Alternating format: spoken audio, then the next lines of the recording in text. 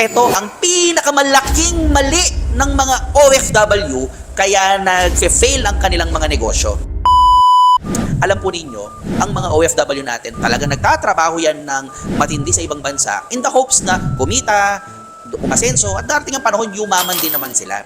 Pero ito ang mali na ginagawa ng mga negosyante na OFW. Number one, iniaasa nila sa maling tao ang kanilang negosyo. Alam po ninyo, no one will love your business more than you do. So you need to look for the right person. Hindi porket kamag-anak, okay na. Someone who will take care of your business. Number two, naniniwala sa biglang yaman. Alam po ninyo, walang biglang yaman. At kung meron man, delikado yan, baka scam. Look for a business na sustainable, na may integrity, at pinaka-importante po sa lahat ay tuturuan ka paano i-operate at palakihin.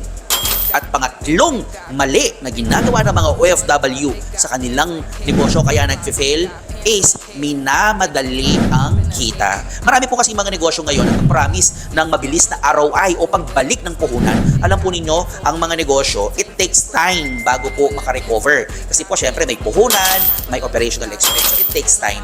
So ito pong tatlong bagay na to, kailangan po ninyong matutunan at maintindihan para hindi ka magkamali kung ikaw ay OFW. Kaya kung ikaw ay OFW, comment negosyo at magsisend kami sa iyo ng mga detalye.